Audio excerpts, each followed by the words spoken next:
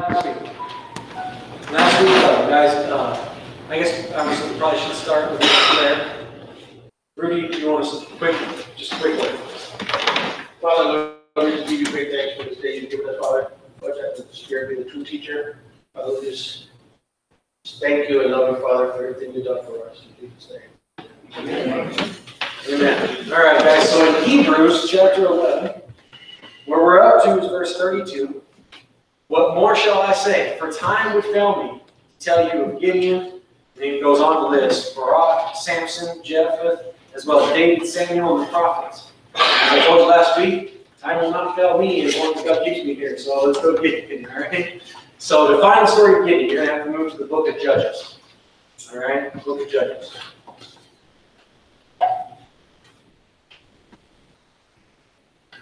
Already had this part. Okay, sorry.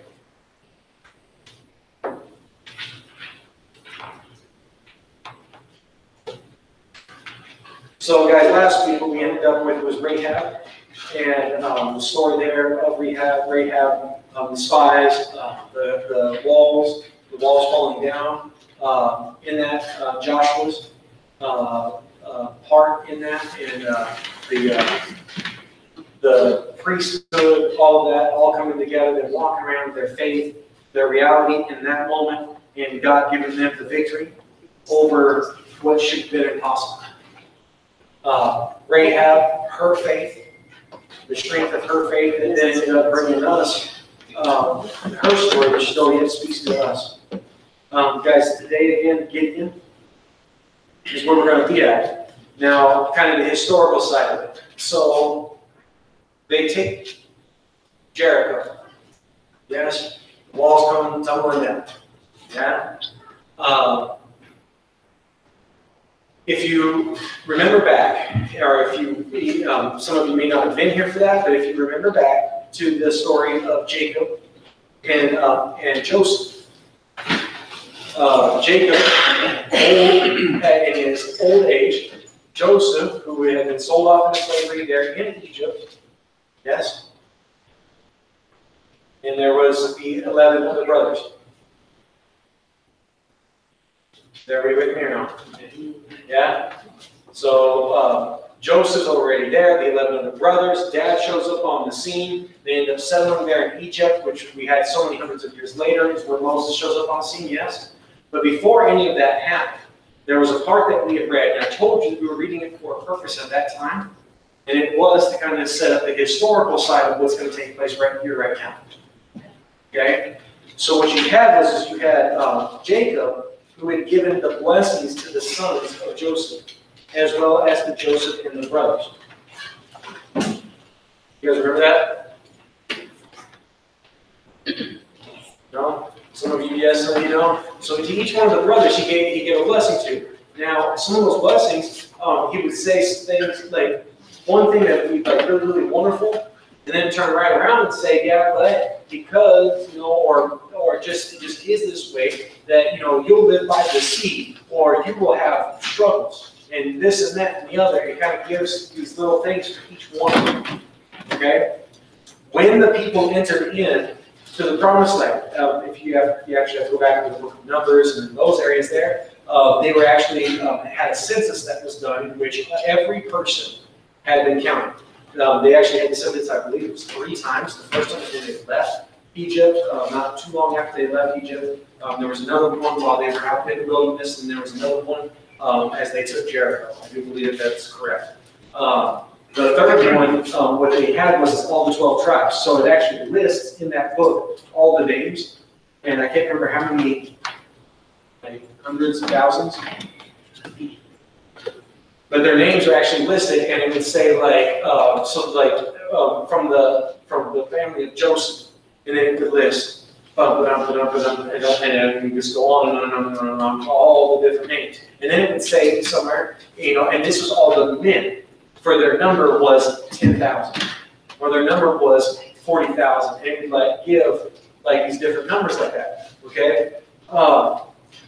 When that actually took place, though, of great-great-great-great-grandpapa, Jacob, or great-great-grandfather Jacob, gave that out. he really was telling what was going to take place with them. Some of them, the wonderful, and some of them, the not so wonderful. Okay? And that's with his own sons. Now, one reason why I'm kind of bringing this up, one is historically, it kind of sets up what takes place here in the story of Gideon and where this picks up. Two is this, again, it's something that I've been stressing over and over and over again, is time and space. What is time?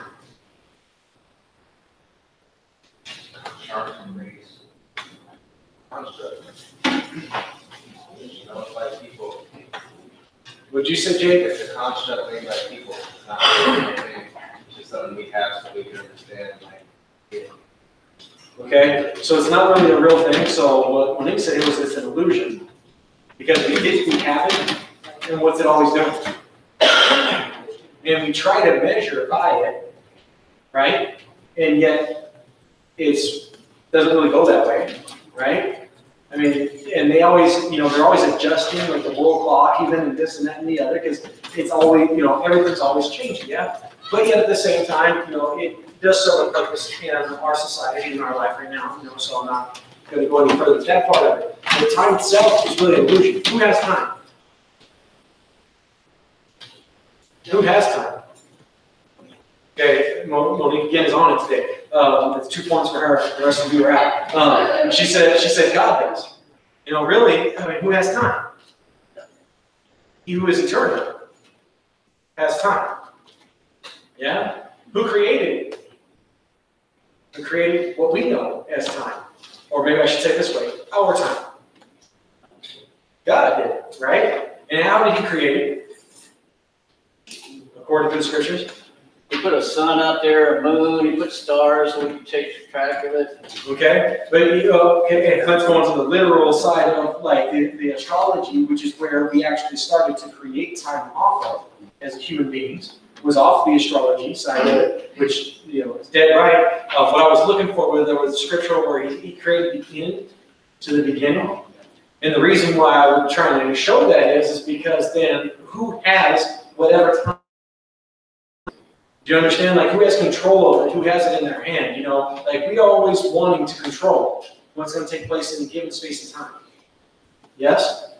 I mean, most of our frustrations maybe I shouldn't say this for all of us. Most of my frustrations is the inability to control that time and space. Okay? I have a schedule of things. And guess when it goes according to that schedule? Never. You know how frustrating that is? Because what there's always is being added is more things to do within a certain period of time. Right? And meanwhile, I'm not even getting done what I already had there in that period of time. But then there's going to be more added to it. So then there's stress and there's this worry and everything else because it's all about this time. Meanwhile, God's the one who declared, and he already declared the end to the beginning. The big thing in that is that something that I think the Lord's been working in my heart is just really to trust the Lord in all things. To not lean upon my own understanding, but to understand that God understands it. And that's all that I really need to understand about the whole situation of the mess that I'm in. It's this life. Is that God has it. And he understands it. And he knows. And he knows when, how, and where it's going to be.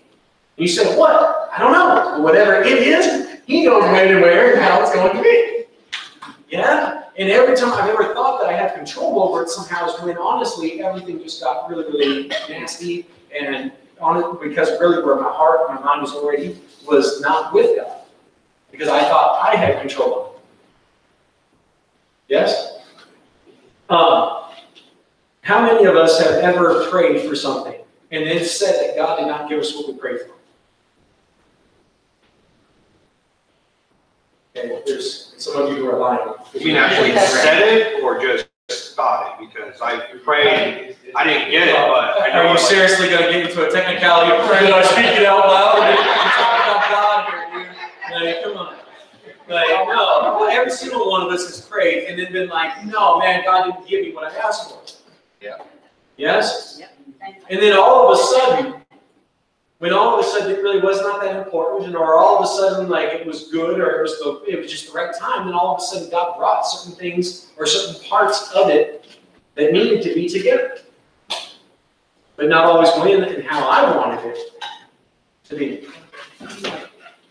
Yeah? And maybe that's a poor illustration, because there are things that I prayed for that I still have not in my lifetime received or seen. But you know what? It ain't just about me in my lifetime. Yes? You know, Noah was in billions of people. Yeah? And we know through his ministry, it happened. But did it happen in his lifetime? No. Does that mean that his lifetime was any less effective? Does that make sense? So again, we always like to weigh and measure things based on time and space, and yet at the same time, it's not ours to weigh and measure. And that is something that the Lord's really been, I think, working with me. And through the stresses and things like that I had to go through, and including having to go to hospitals and all this different kind of stuff, and medications, and just all this wildness. But at the end of the day, I just realized, wait a minute, no, I don't have control. I don't need to try to control it. And I don't need to try to even conform to the things of this world, or the things that it says was wrong. But really, what I need to do is trust in the Lord. What I need to do is cast my cares upon Him, and realize that He does care for me. And He always has been caring for me. And when did I ever start, why was I ever doubting that?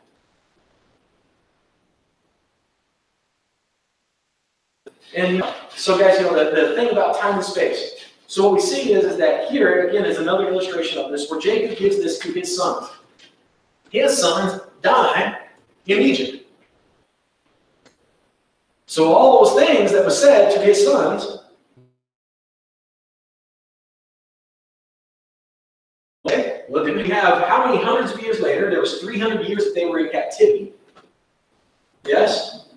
Where they were in bondage for 300 years. We know that there was a period of time before they went into bondage that they were there in Egypt. Yes? And then we have how many years already that we've been out of Egypt? You get my point?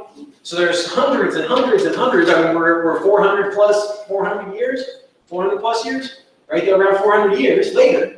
And all of a sudden, these all walk in. And just as Jacob had said it was going to be, sure enough, each family went to the certain area. However, I believe there was 4 of them, I want to say, in which there was great warnings given to those 4.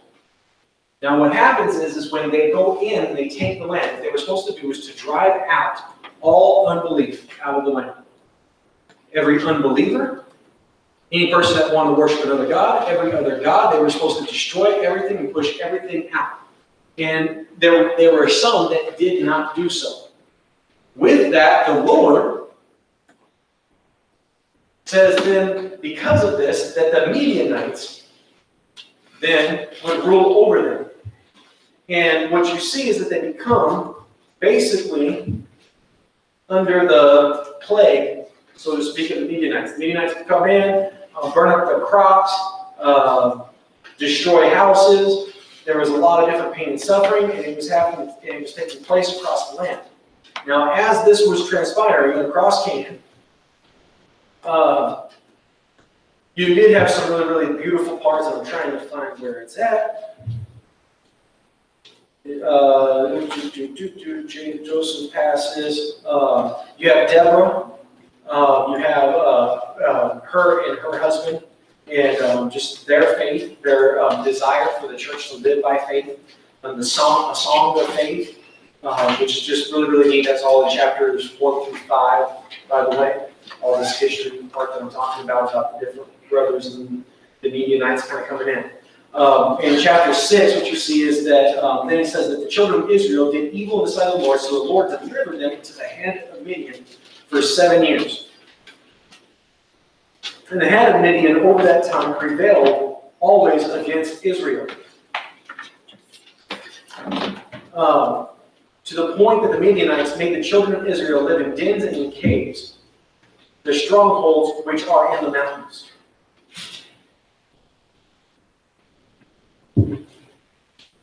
Excuse me. It got to the point that the Midianites would come in and destroy everything, including even the sheep, ox, donkeys. They would not even leave livestock. And whatever they did not kill, they took. There was, again, all of the farming, things like that. It said that, see here, it says, verse 4 of chapter 6, They would encamp against them and destroy the produce of the earth as far as Gaza, and leave no sustenance for Israel, neither sheep nor ox nor donkey. For they would come up with their livestock in their tents, coming in as numerous as locusts. Both they and their camels were without number, and they would enter the land, and then they would destroy it. So Israel was greatly impoverished because of the Midianites, and the children of Israel cried out to the Lord. And so it came to pass when the children of Israel cried out to the Lord because of the Midianites, that the Lord sent a prophet to the children of Israel, who said to them, Thus says the Lord God of Israel, I brought you up from Egypt, and brought you out of the house of bondage, and I delivered you out of the hand of the Egyptians, and out of the hand of all who oppressed you, and drove them out before you, and gave you their land. Also I said to you, I am the Lord your God. Do not fear the gods of the Amorites, in whose land you dwell, but you have not obeyed my voice. They were to drive them out. They were to not seek any other God. Remember kind of like some of those instructions that were given to them? Yeah? Then all of a sudden what you'll find is that one of the gods, Baal, he's the statue that's on every corner. And instead of there being altars to God, those were done away with, and instead it was altars to other gods and idols of other gods. All right, so now brings in the story of Gideon, verse 11, chapter 6. Here we go. Now the angel of the Lord came and sat down under the terebinth tree, terebinth. I'll get it out there one minute. Terebinth tree, which was in Oprah. No.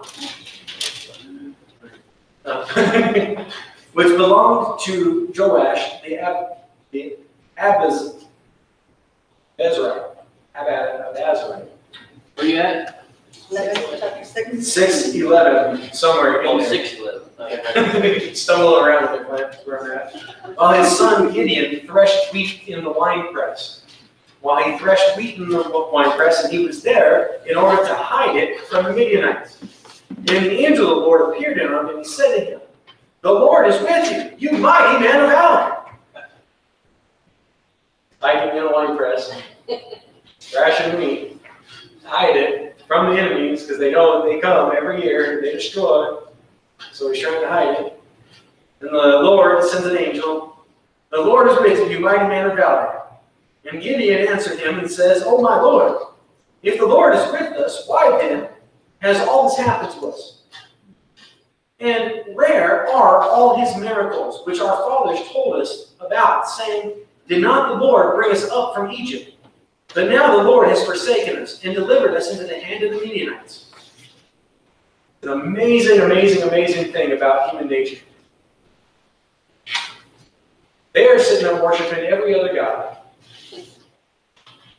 But it was God who first set them, is what they try to say. And it's what we try to say. Oh, we're going to chase something else, and then all of a sudden we're like, oh no, it was God's fault.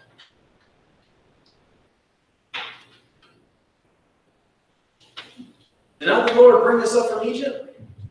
And then what all the, if that's what your fathers have been telling you about, is how they led you out of bondage, then why would you bring yourself back under? Then the Lord turned to him and said, Go in this might of yours, and you shall save Israel from the hand of the Midianites. Have I not sent you? So he said to him, Oh my Lord, how can I save Israel? Indeed, my clan is the weakest of all, and I'm the least of all my father's house. What did you just say?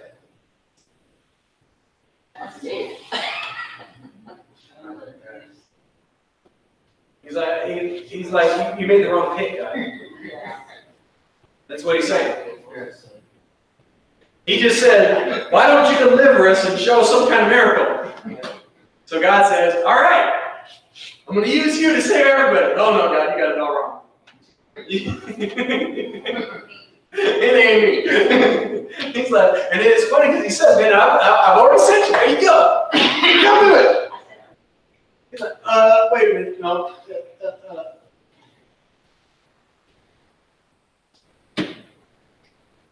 And the Lord says to him, surely I will be with you, and you shall defeat the Midianites as one man. Now, how did the Midianites come? Like locusts. So many could not even be counted. Their camels could not even count the camels. Like, that's a lot of camels. But you're going to go defeat them just as one man. Parallel vision. God by one man, sin and death passed upon all men. And by one man, all might be saved. Small, weak, uncomely, delivered out of the hand of the enemy by one man. One man's hand. Then he said to him, if I now have found favor in your sight, then show me a sign. That is, you who talk with me.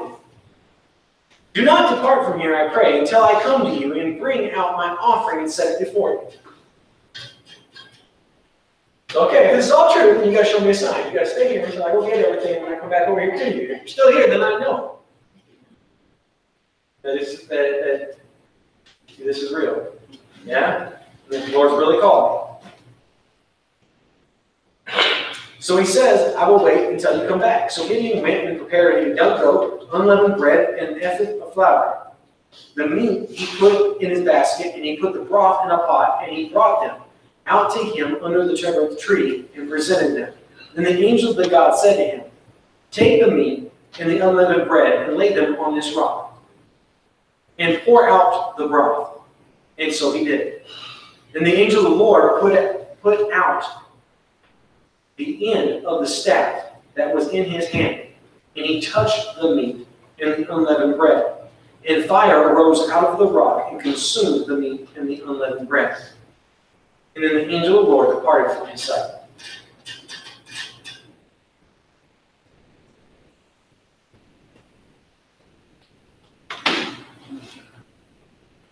Why? What? What's the meaning? What's going on? What's happening?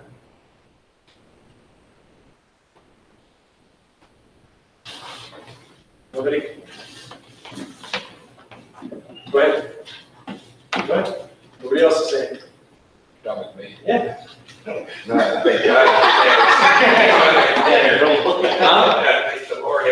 Lord had dinner.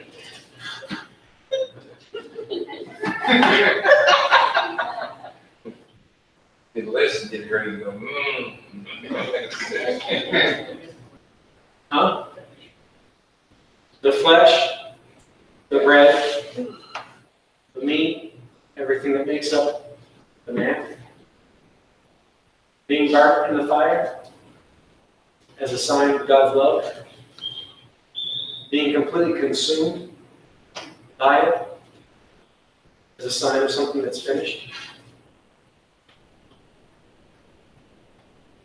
There was no altars unto God. Guess what God just did? yeah, well, Had an altar. Had a sacrifice.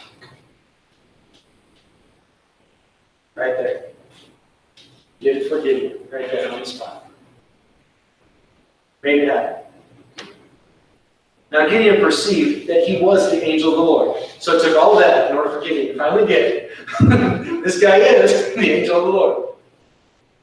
So Gideon said, alas, O Lord God, for I have seen the angel of the Lord face to face. Then the Lord said to him, peace be with you. Do not fear. You shall not die. That is something that every single one of us need to take in our heart in all the days of our lives as we walk. Carry that as our reality. Peace be with you. Do not fear. You shall not die. For even when you die, you shall not die, but you shall live forever. Just laying down this flesh. Yeah? We don't live our lives in fear. This world, the things of this world, even of God, we judge. And peace is all that God wants with you. Yeah, thank you for emphasizing that, because, you know, it's easy to read over something like that and not take it in.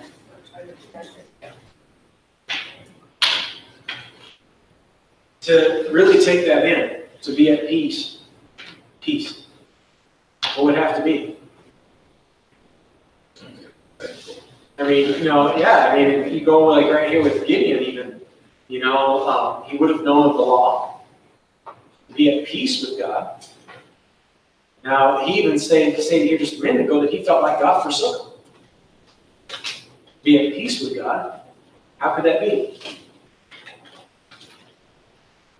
That sacrifice. The sacrifice?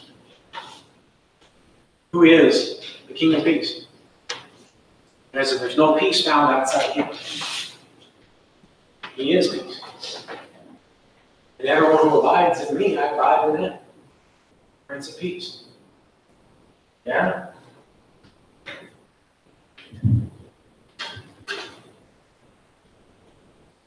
So Gideon built an altar right there to the Lord, and he called it, "The Lord is Peace." Gideon's warring with God. Anger towards God. He expressed it. Yes? Where is it at? Why are you all staring at me like you don't know the answer? He just built an altar and called it, "The Lord is Peace." Okay? 12 verses before this, he expresses that when he and God are not at what? They're at war, right? They're not at peace. So then now, if he's saying, and he's calling it this, then what happened with all that anger and all the anger towards God and displeasure and everything else? It's put away. Yeah? Swallowed up. Gone. Taken away. By whom? By God. Yeah? And to this day, it is still there. You list off the names of places, but I'm not going to butcher those all over again. I already butchered them once, so I don't want to do it twice. But to this day, he says they're still there. Okay, again, the point that we've been hit over and over and over and over and over again as we've been going through this. Why is it still there again? As a teacher, this is something that's always that you've always got to have this. You always got to remember this.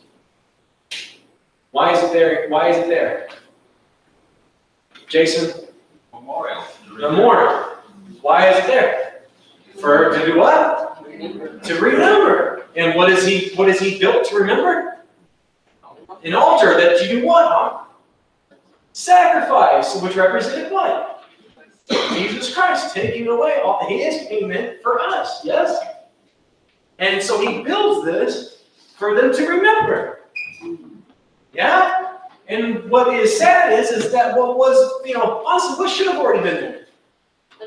You understand? You know what I'm saying, guys? On one hand. On the other hand, okay, it wasn't. That's not the way that it was. It wasn't there. So guess what? He's going to make sure people remember.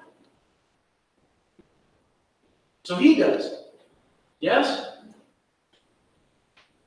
It says, "Now it came to pass that same night, the Lord said to him, Take your father's young bull, the second bull of the 7 years old, and tear down the altars of Baal that your father has, and cut down the wooden image that is beside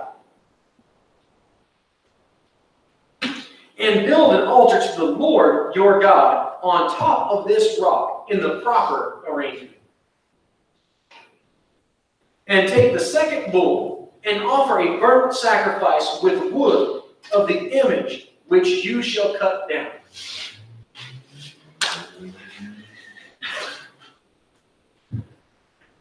I should have looked at Jason. He started laughing, and then we started laughing. You guys realize what he just said to do. me to read it again? Did I lose it? Did you miss it? On the same night, the Lord says to him, take your father's young bull, the second bull of the 7-year-old, tear down the altar of Baal, that is your father's, and cut the wooden image down that's right next to it. Then you build an altar to me the way that it's supposed to be built. And you kill that bull on it. And you use the wood from the carved image to light it up. Daddy gonna be mad. And I think it's amazing that what God tells him to make sure that you burn is the false gods. Yeah. You throw them in the fire and you burn them up. Because that's where they're going to go, is to the fire. And the sacrifice, you bring that sweet smelling aroma up to me. And the big idol Baal that you guys got out there that they all bow down to, you cut him down. Face forward in the ground.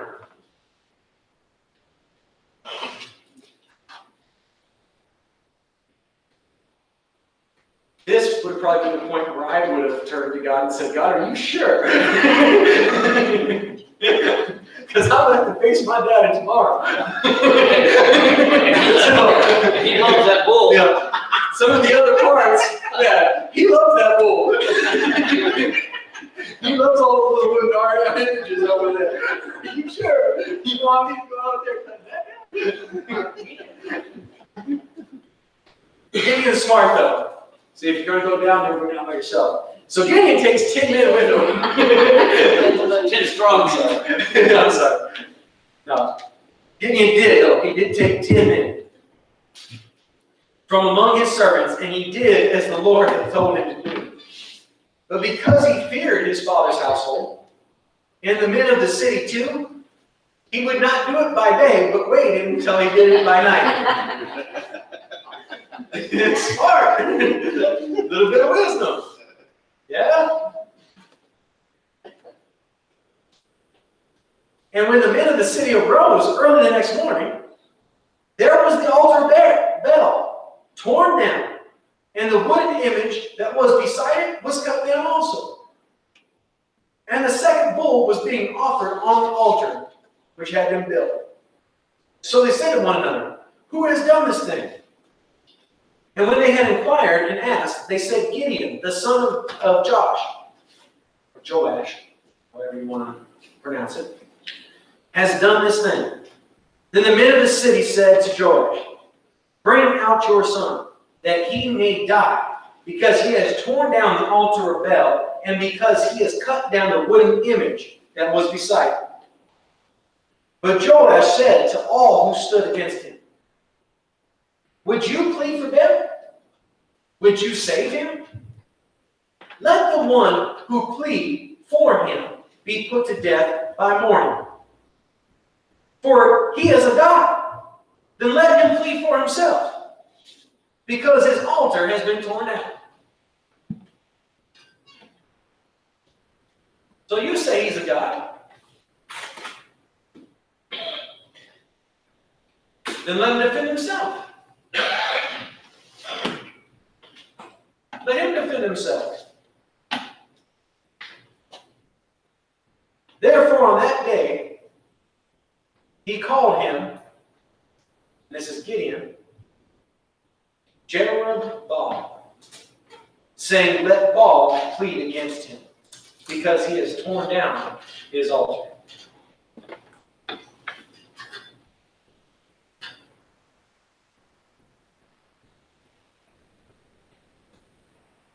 Then all the Midianites and the Amalekites, the people of the east, gathered together, and they crossed over and encamped in the valley of Jezreel. But the Spirit of the Lord came upon Gideon. Then he blew the trumpet, and the Abizarites, however you say that name, another one of the ites, gathered behind him. And he sent messengers throughout Manasseh, who also gathered behind him. He also sent messengers to Asher, Zebulun, and Naphtali, and they came up to meet them. When historically wise, so these were those ones listed right there, from my understanding, were the ones who actually did follow the instructions of the Lord and feared the Lord and built altars of the Lord and did not take on the gods of those lands that they entered. And they're the ones who got behind his back and stood with him. Yeah, the believers. So Gideon said to God, if you will save Israel in my hand, as you have said, look, and I'll put a piece of fleece of wool on the threshing floor. If there is dew on this fleece only, but it is dry on all the ground around it, then I shall know that you will save Israel by my hand. Just like you said. And it was so. When he arose early the next morning and squeezed the fleece together, he wrung the dew out of the fleece, a bowl full of water. So then, Gideon said, God, well, don't be angry with me or nothing, but let me speak just once more. Let me test, I pray, just once more with this fleece. Let it now be dry only on the fleece, but all of the ground around it, let it be dew. And God did so that night. It was dry on the fleece only, but there was dew on all of the ground. Guys, throughout history, we've all done it ourselves, even probably more than likely. Some sort of bargain or something or another with God or whatever else. Guys, historically wise, it doesn't. God owes us nothing as far as anything like that. And many, many times over, you will see that it doesn't come to fruition. Not one way, not the other way. Okay? Sometimes God does. Yeah? One way or the other doesn't listen to God unless in His Word. Because what did Gideon already even say himself that God had said?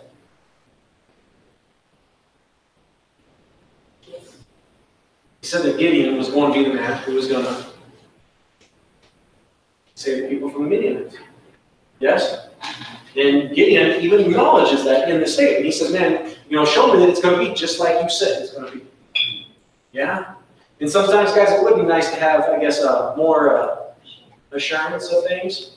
Sometimes, it doesn't matter, though, one way or the other, because if God said it, guess what? It's going to be that way, one way or the other. How exactly it works, and this and that and the other is all in God's hands. But one way or another, it's going to be the way that God wants it to be. Yeah? It is cool here, and it's kind of a funny, to me, sometimes we've seen something like this, by the way, right? Many times, well, the way I'll go, if it's really that way, then, it's amazing to me the mercies of God, guys, by the way, because He even says right here, test. And, one thing that you're not to do, really every man in their heart already knows that. One thing that we're not to do is to test the Lord. Yeah? And yet at the same time, He even says, just please let me get away with it. Yeah? And let me get away with it one more time. Yeah? And then Lord, let me get away with it just one more time. God granted him that wish, gave him that for his faith, that he could see the grandeur of the Lord, what the Lord had for him. So, Jeroboam, that is Gideon. His father, they from that after that again. All the people who were with him rose early, and they encamped beside the well of Harod. So that the camp of the Midianites was to the north of them, by the hill of Moor in the valley. So they were all down inside the valley. They were off over by this well. And the Lord said to Gideon, the people who are with you. Now remember, He calls to the people, right? And guys, if you can kind of understand that, that's an amazing thing. He calls out to these people, and all He's done at this point is cut down an idol, right? Make an offering. But then He calls out to people and the people of faith, and guess what they do? They all come. Yes? And then the Lord looks at this, which, I mean, wouldn't you say that's a beautiful, I mean, to me, that's just a beautiful thing. I'm sorry, it just is. Hey, man, we need help. And here comes all the people of God. All right, man. You know, unto death. I mean, literally, unto their death. Midianites were way stronger, way, I mean, numerically and everything else. I mean, camels, they couldn't even count them, right? And I mean, here they come, man, people of faith. All right, man. You're bringing what God says? Well, let's go. Yeah? And if it's unto death, then so be it, man. Let's go. We'll follow you. And all the people who were with them rose early in the dawn. The Lord said to Gideon, the people who are with you are too many for me.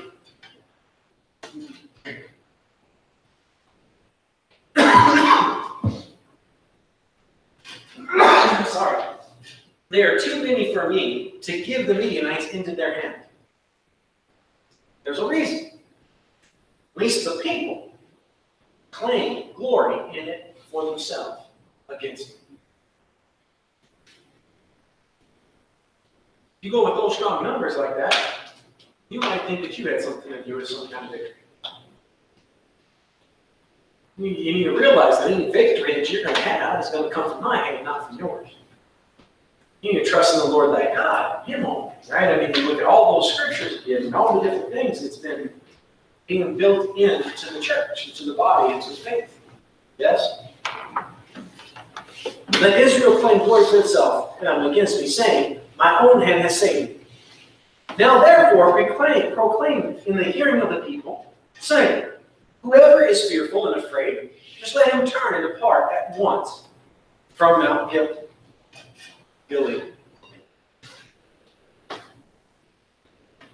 So what did he just say? Mike, if you're too scared, go home. You know, one thing that's kind of cool in this though, there's no shame. Not in this one here. God Himself is saying, hey, listen, you know what? It's all right. Go home. Yeah? 22,000 people returned that day. And only 10,000 remained. So they had some 32,000 soldiers. 22,000 of them said, you know what, I got to work back home.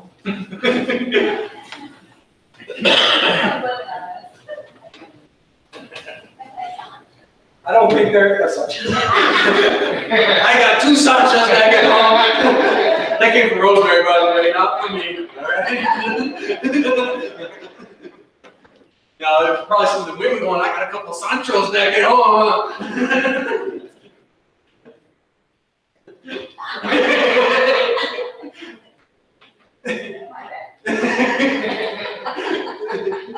No need to apologize to me. Excuse me, guys. Man, I just got.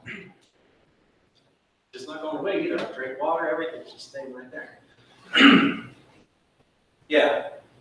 Too many of them. 22,000 go back.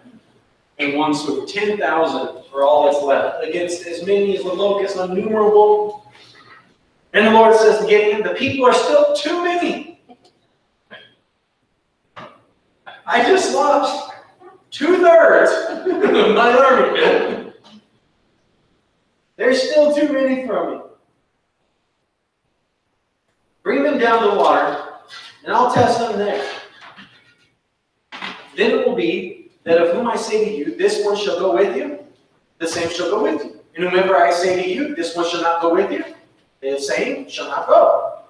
So he brought the people down to the water, and the Lord said to Gideon, everyone who laps from the water with his tongue, as a dog laps, you shall set apart by himself.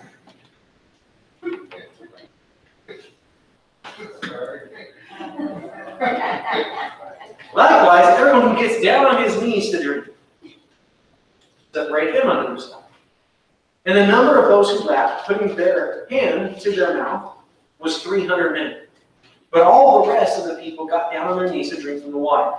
So then the Lord said to Gideon, by these 300 men who lapped, I will save you.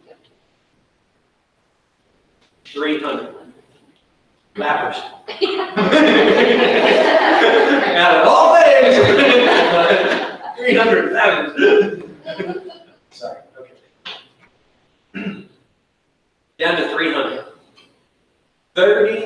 2,000. So less than 10%. Unwritten. This is all happening within a day, by the way. Most people, if you've seen your army deplete like that, yeah, you'd be going home too, right? That fear would be in your heart. You'd be going with them. Like, wait a minute, is that still open about going with those who fear? By these 300 men who left, I will save you and deliver the Midianites in your hand. Let all the other people go, every man to his own place. So the people took provisions and their trumpets in their hand. And he sent away all the rest of Israel, every man to his tent, and retained those 300 men. Now the camp of Midian was below him on the valley, in the valley. It happened on the same night that the Lord said to him, Arise, go down against the camp, for I have delivered it into your hand. But if you are afraid to go down to the camp with Purah, your servant, and you shall hear what they say. And afterwards your hands shall be strengthened to go down against the camp. So he went down with Purah, his servant, to the outpost of the armed men who were in the camp. Now the Midianites, the Amalekites, and the people of the east were lying in the valley as numerous as locusts, and their camels were without number, as the sand by the seashore is multitude. How many camels? That it looked like the sands of the seashore. Multitudes. You know, guys, Legion was 10,000. So when they went to multitude was when it became such a number that they couldn't even number it in the thousands. And when Gideon had come, there was a man telling a dream to his companion. And he said, I have a dream. To my surprise, a loaf of barley bread tumbled into the camp of Midian. It came to a tent and it struck it, so that it fell over and turned, and the tent collapsed. Then the companion turned and he answered his friend. He said, This is nothing else but the sword of Gideon, the son of Joash, a man of Israel. Into his hand God has delivered Midian and the whole camp.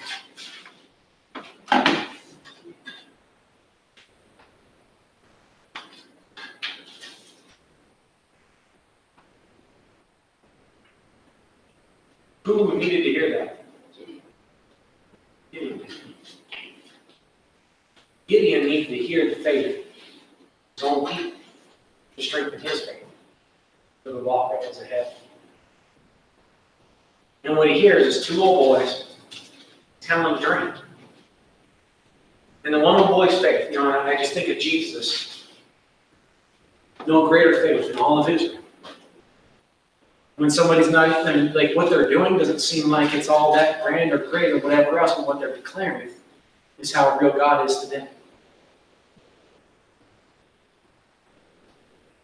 You realize, like, every single one of those stories was a moment when somebody was just declaring how real God was to them. Oh man, you don't even need to come into my house. All you need to do is just say the word. And my servant can do. No greater faith. It was always on their declaration of their faith in God, is when he says, man, no greater faith. And guys, these two old boys sitting down right here. You think about this. Again, you're on the 300. You're chilling. With your spear and your sword. And you're on night watch. Your buddy falls asleep. So you wake him up. He's like, oh man, I had a dream. His barley was rolling down the hill, and it hit a tent, and the whole tent just collapsed and just was gone, destroyed. Oh, I know what that is, dude. That's Gideon with his sword, man, because God's already given him the victory.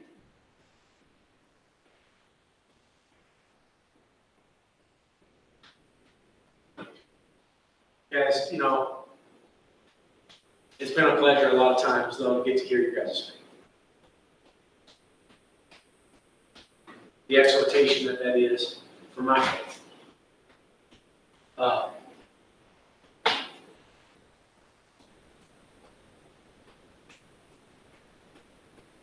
Precious.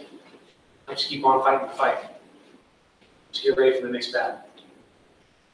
Even when sometimes it doesn't look like, doesn't feel like, it doesn't seem like it would be possible.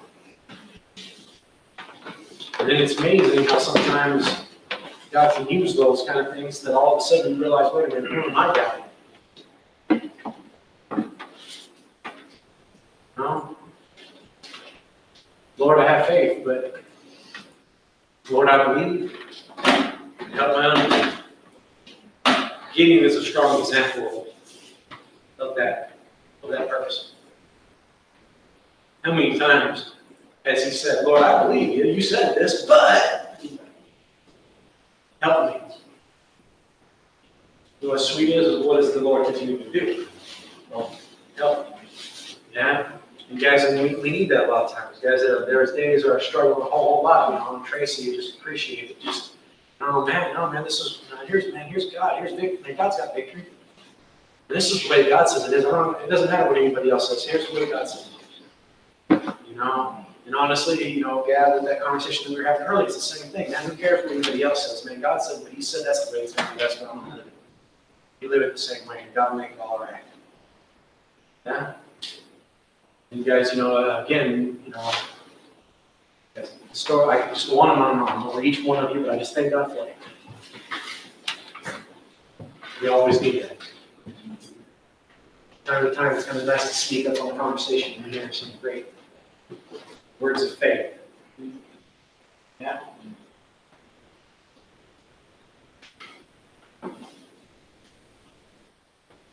It's funny to me, the old boy. His word. This is nothing else but just Gideon. His sword. Because God's already done this. Almost like the dude was a fool for wondering what the heck the barley was that was rolling down. Yeah? It's obvious. Yeah, it's obvious, duh. It's just Gideon. Because God's already given the victory. Yeah? And there's been times, guys, honestly, we do the same thing. There'll be something kind of going on. We're like, wait a minute, man. Man, it's just God working that. That's God just giving the victory. That's just God preparing. That's just God just leading. Man, no. They get into something all crazy and everything. Hey, it's simple, man. That's just God.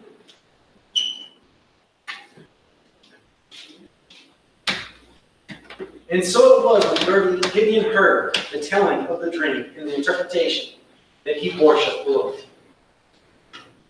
He returned to the camp of Israel and he said, Arise, for the Lord has delivered the camp of Midian into your hand. Then he divided the 300 men into 3 companies. And he put a trumpet into every man's hand, and empty pitchers, and torches to put inside of those pitchers. So each man has a pitcher. Each man has a torch inside of that pitcher. And each man has a trumpet. It doesn't say that they had swords, it doesn't say that they had spears, it doesn't say that they had shields.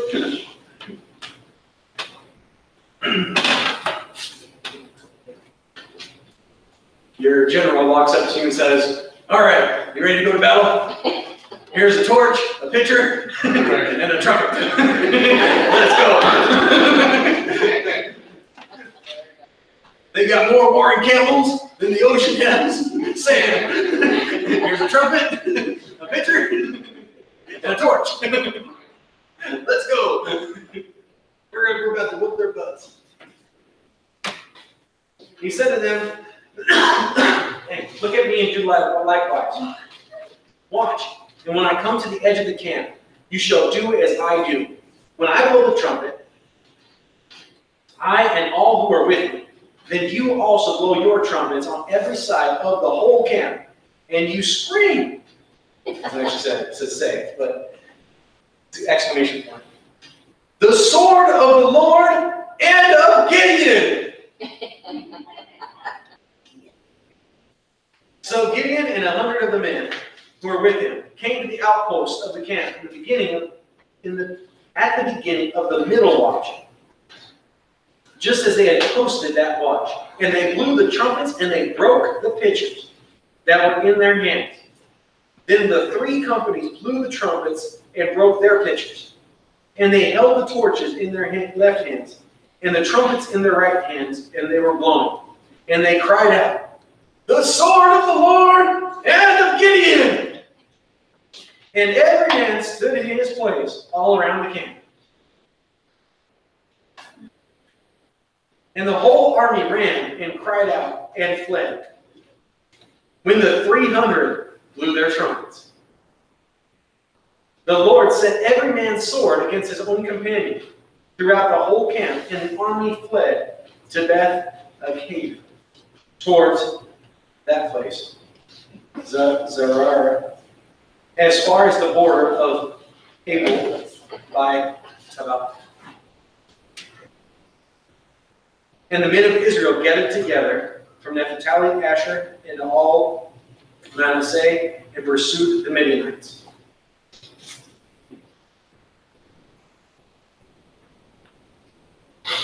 Then Gideon sent out messengers into all of the surrounding areas and said, "Come down out of the mountains. Come down against the Midianites and seize from them the water in places as far as Beth-barah and the Jordan." Then all the men of Ephraim gathered together and seized the water in places. They captured 2 princes of the Midianites, and they killed them, one by the rock, the other one by the winepress. And they continued to pursue the Midian, and brought the heads of those 2 men to Gideon on the other side of the Jordan. Stop right there for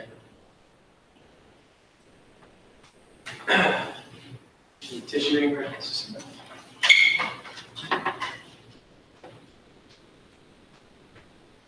Between just my crying self and then the allergies. It's good.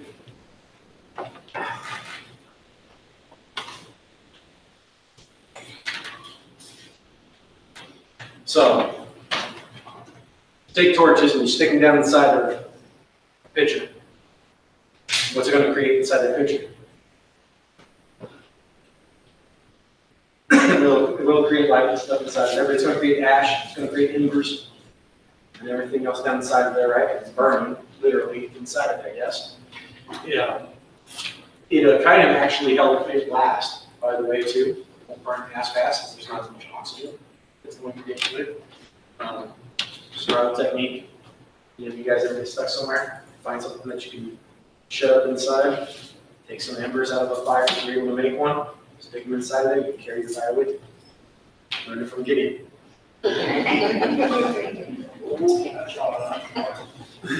You saw it on Survivor? I got it from Gideon. Sword of the Lord and Gideon.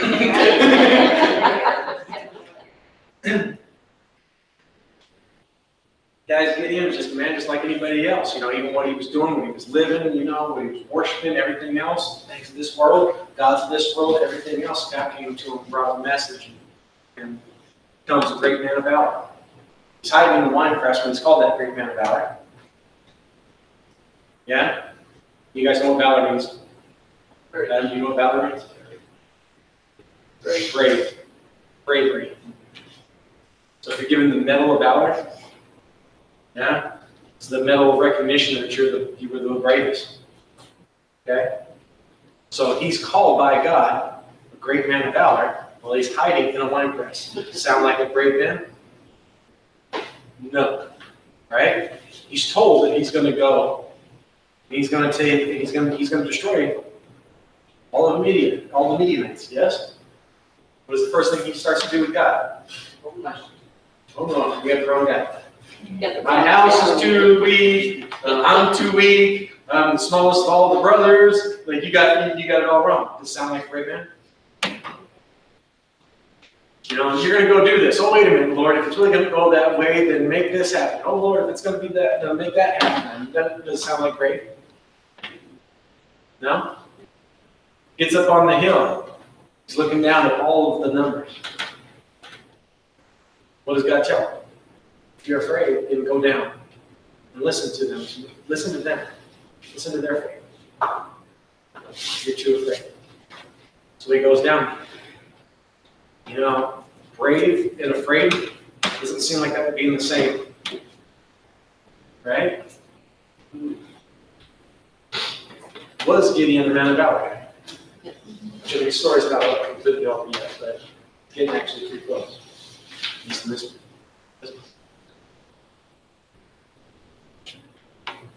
Look like a man of valor?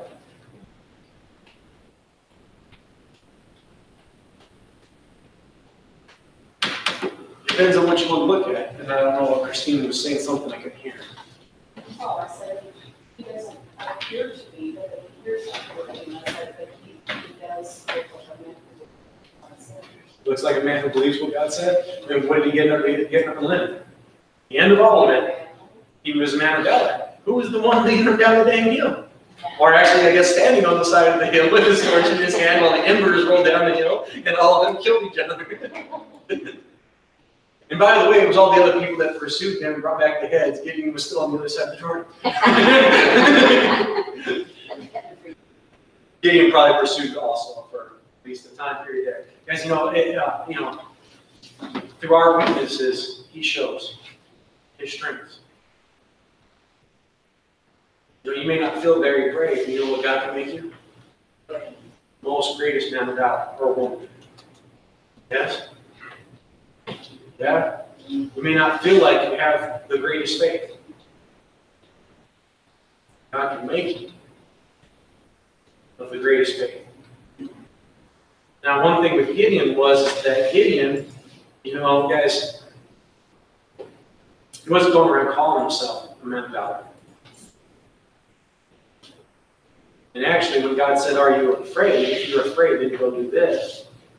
What he did, he acknowledged, in that sense, his own weakness in reliance on what God's instruction was to make him brave. You understand that? Because there's a lot of things that we go through in our faith, and sometimes we don't see it. We don't see it within us. We don't see it around us. And what we have to rely on, because isn't that being brave? Isn't it braver to rely on what God says, even though it don't look like it? And what do we call that? Faith, right? But isn't that brave? I think that's a heck of a lot of bravery right there. Far more in the flesh. It is. It's far more than what bravery in the flesh would be. He had to go based on what he could not see. And actually, it was the opposite. I mean, unnumbered 300. Same is true about our sins, everything else, righteousness, we nothing but he's like no limits. And to have faith in that, Yeah, he's confident that he's what's right. to be brave enough to stand up and say, man, you know what? No, man, I'm made right through Jesus Christ. That's right. When everything that it looks like doesn't look like anything's right. Yeah? To be able to bring a few embers of light, chase away all the darkness, and bring deliverance for his body and his church. Yeah? And then, guys, on the spiritual side of it, sword. What is the sword? The words of God. Yeah? And it was funny because the one old boys say that, in the way that they worded that, is that by the sword of Gideon, for the Lord has already given. Yes? What Gideon's instruction to them is that what you cry out is the sword of the Lord and of Gideon. You gotta make sure to go ahead and get that one in there. No, but it started off, the praise and honor and the worship and everything was for the Lord. All right? The words of the Lord. And then it says that they turned each one against the other.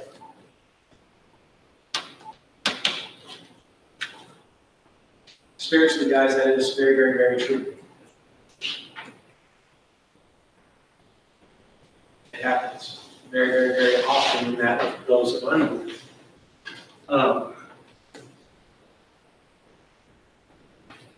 you ever had three people that like fighting?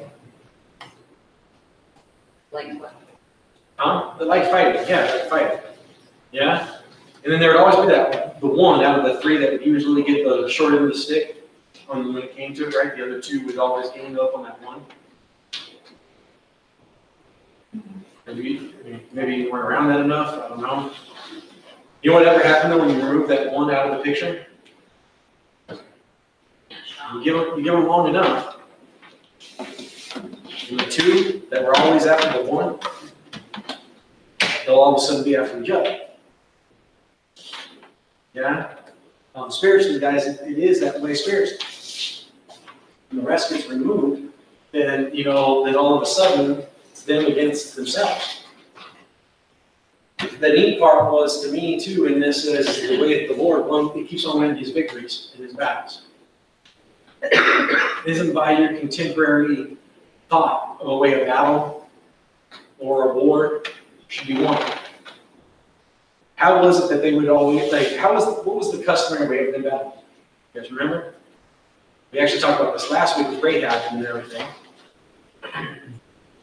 Debbie made finger gestures. They can run like that. Okay, they would run down at each other, and once it actually started, and usually they would sit against each other for some period of time and heckle each other basically to try to get one across over, right? Which is where we even, have ours, huh? They play Red Rover, basically. If you're gonna die if you stay over there, Red Rover, come on over, right? And get over on our side, and then. We'll say we'll keep you safe, we'll give you food, we'll do this, you'll have this and that. If you just come over to our side's the better side. If people were to convert or to cross over, then what would that mean for them? They would have to leave everything. They'd have to leave their whole entire life, their family, everything that they ever knew, everything that they were ever about, they'd have to leave it behind. Yes? And cross over. Did not go back. And they could not go back. Now, that doesn't mean that the family at some point in time might not show up and come to you. But you going back, you're an enemy. Yes? And so it would never be allowed. Guys, when the Bible talks about conversion, for our conversion isn't with the same reality. To cross over, and that would be to leave. Yes? And it might end up being everything. Now that's all in the Lord's part, how that's all going to work, that's all in His hands, it's not in ours. And when and how those things are going to be are not in our hands, it's in His hands. And it's not even for us to weigh, measure, to judge any of those things, but if we believe in what we do, leave it and cross over. Yes? And whatever the Lord brings along, He'll bring along. And whenever that happens, it will happen. Yes? Does that make sense? It is interesting to me, though, we have had now Jericho. Now, anybody that believed in Jericho, I guess for them at least, they had Rahab's house. They could have tried to get in. It's full. Apparently, a bunch did. Yes? This one here, though, but it wasn't by your contemporary means. It wasn't them stepping up and they're sitting there and heckling back and forth or anything like that. And God using these means, not for what we would consider conventional means, by which to win victories in battles. They themselves, although it is very, very apparent that it did get bloody after the fact, yes? As they chased it down, cut off 2 of the king's heads, yes? So, it's not that it didn't, but at the same time, right there in that moment, to push the enemy back, what did they use? They use words of God. They use what God said. And the enemy started killing themselves and running. Now, as they had been instructed, you go back, all the time back before, as they were instructed to drive them out of the land, by whatever means, by the way the Lord said. So if that was killing them, then you kill them. If you drive them all out of the land, Gideon makes sure that actually does transpire. Yes? Yeah? You guys see that? So Gideon brings about, now this again is so many years later, but Gideon does bring about the very instruction that the Lord had.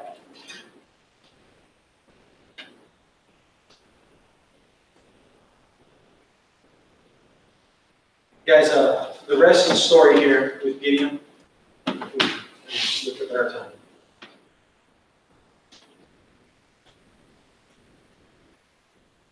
Gideon continues to subdue the Midianites and beat them back, like I said, completely out of the country. He ends up capturing one old boy. They end up interrogating him, finding out who all of the leaders were that were against Israel and against the church. They go through, they kill them all. Gideon himself has to kill some of them. And when it all comes down, Gideon,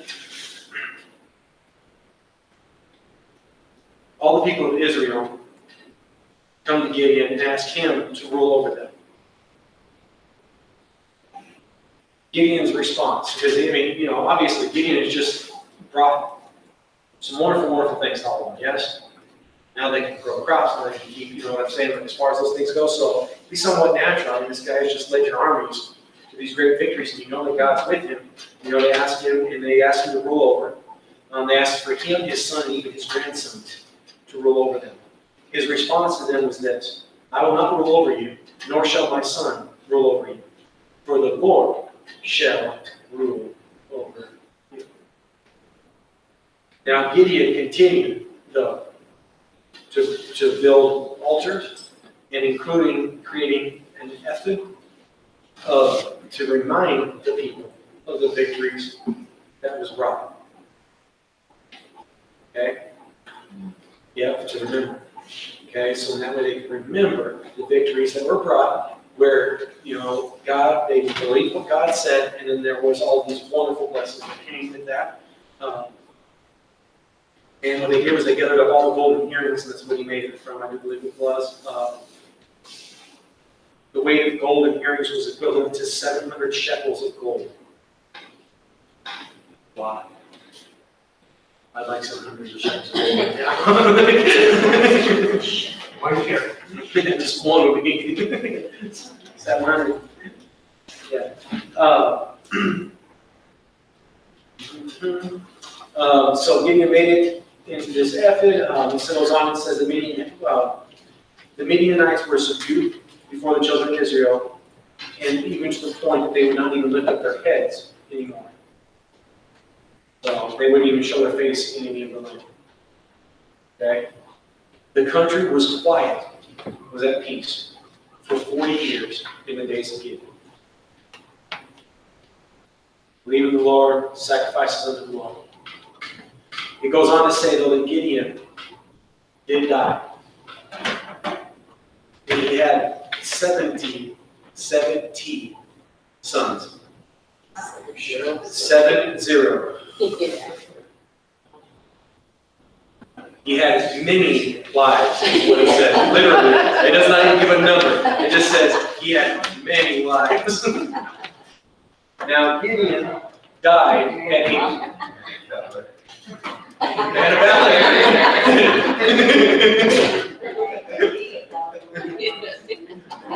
He's not afraid of me, I didn't mean wives. Now, Gideon died. Okay, we're at the end of it. Gideon died at a good old age and was buried in the tomb of his father. Okay? However, it was that as soon as Gideon was dead, the children of Israel again played the role of a harlot with the gods of Baal. Wow. And made Baal once again their god. Thus the children of Israel did not remember the Lord their God, who had delivered them from the hands of all of their enemies on every side, nor did they show even the slightest kindness to the house of Gideon, in accordance with the good that he had done for all of Israel.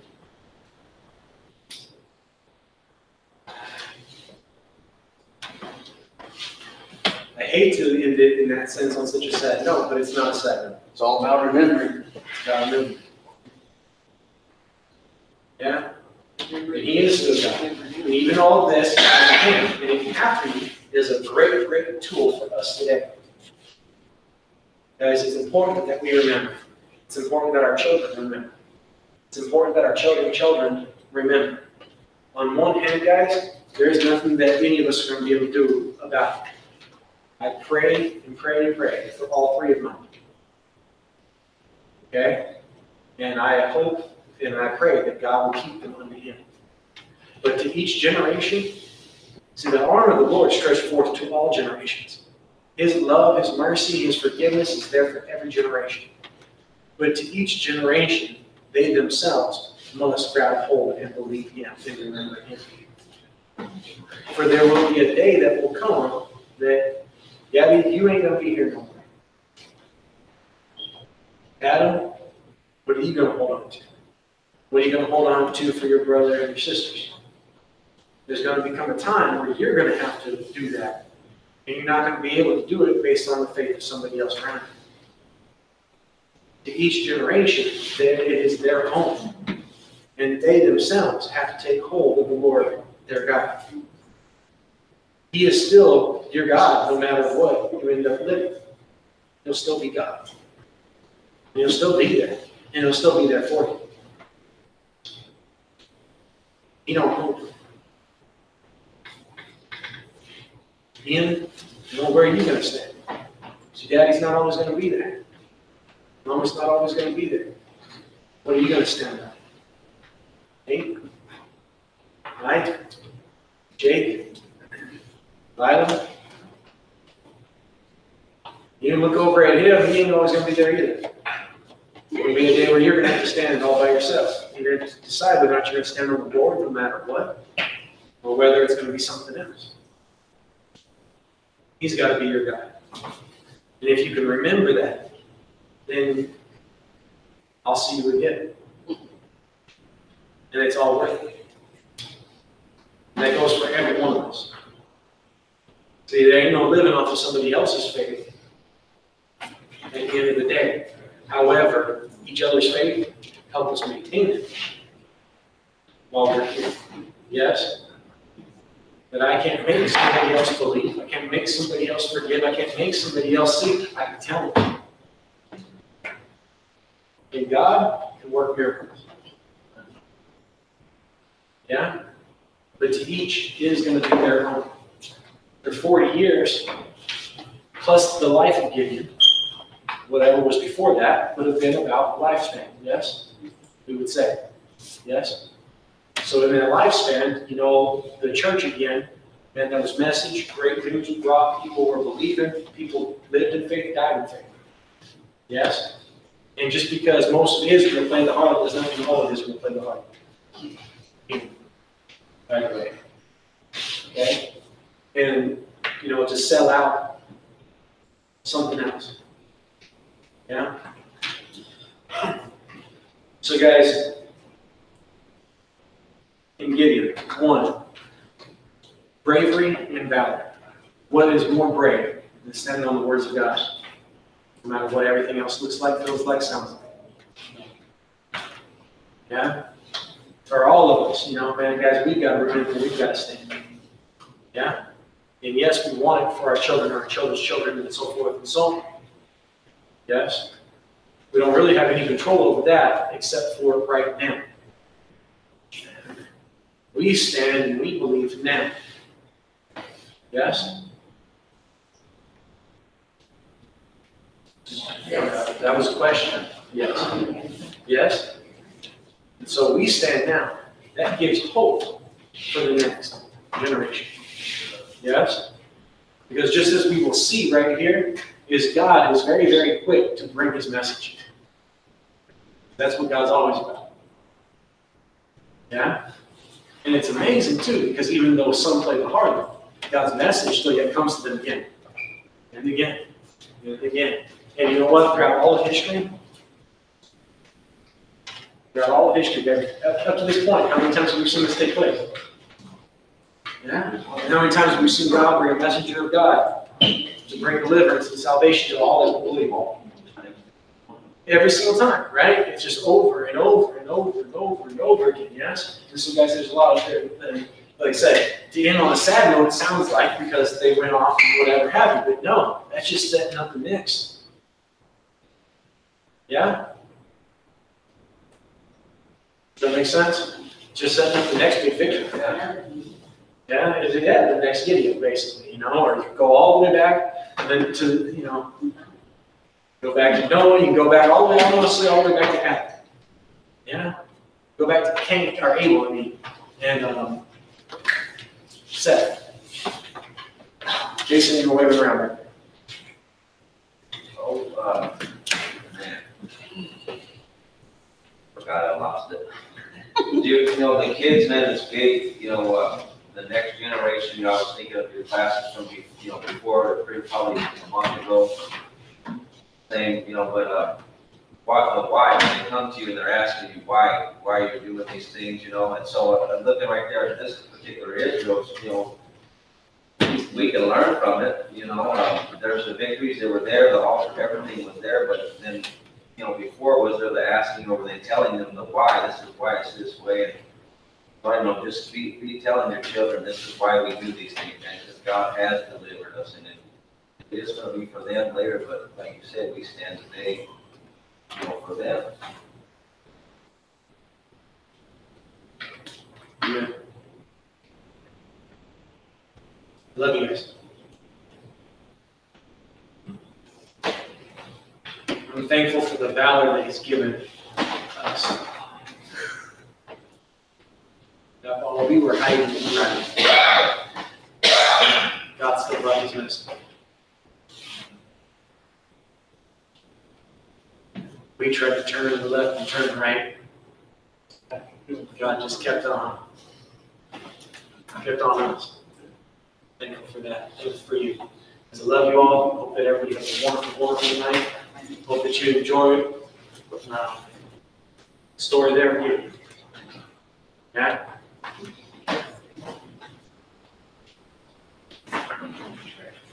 Don't be as brave as Gideon with the wives, boys.